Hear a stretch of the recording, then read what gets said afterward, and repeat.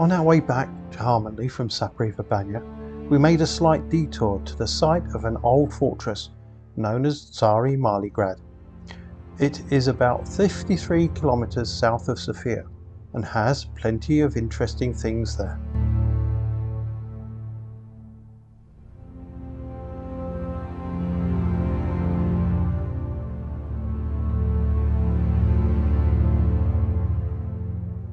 This visit we have covered in 2 videos because it consists of the site of the old fortress and a museum in the village of Belchin. The 2 sites are linked by a funicular railway. This is to cover the short distance from the hilltop down the side of the hill from the fortress to the village.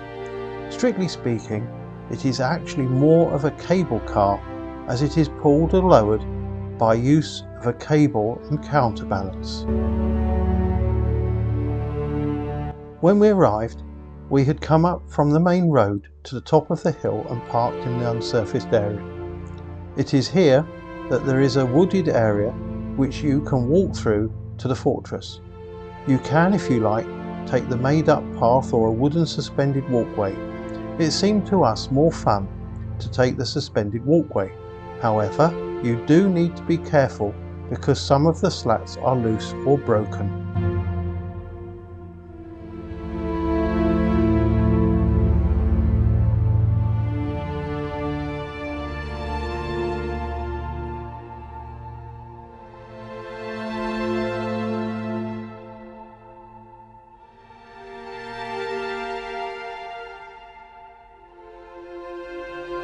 This whole complex is a place where many years of history have been uncovered by the archaeologists. The fortress was built by the Romans with the work believed to have been started in the time of the Emperor Valens in the 4th century. However, the earliest findings of human activity are dated back to the Iron Age, around 8th to 6th century BC.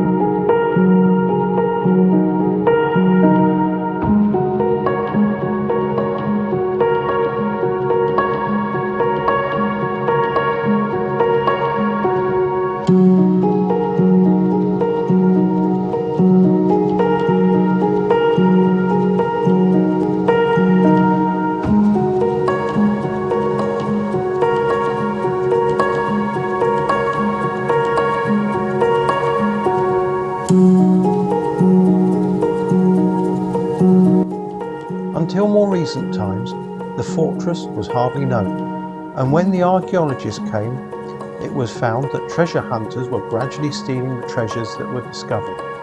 It was covered by a thick forest, and when archaeologist Veselin Ignatov got involved, he quickly set about trying to protect the site. This is the same man who led a team that discovered the remains of a Thracian chariot, complete with the remains of horses, back in 2008. The practice of burying chariots with their drivers was not uncommon in Bulgaria and dates back to Roman times between 2000 and 1500 years ago.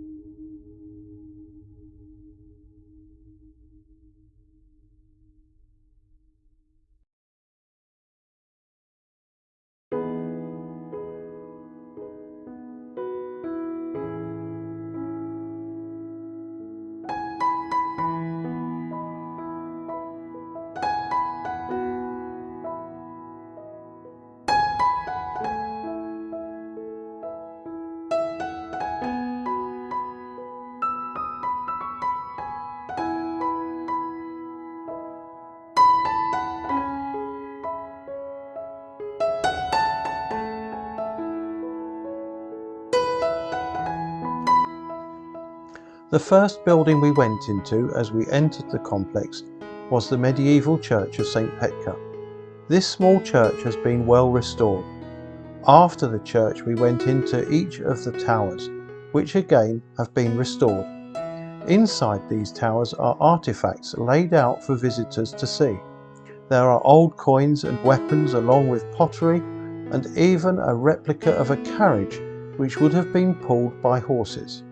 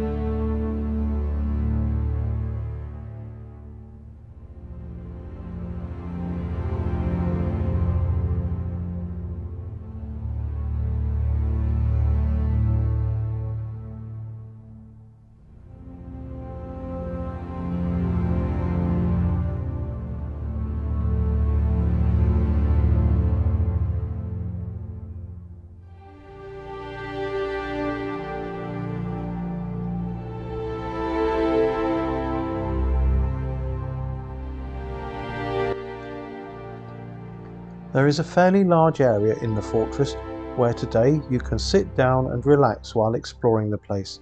The area is enclosed within the restored walls of the fortress.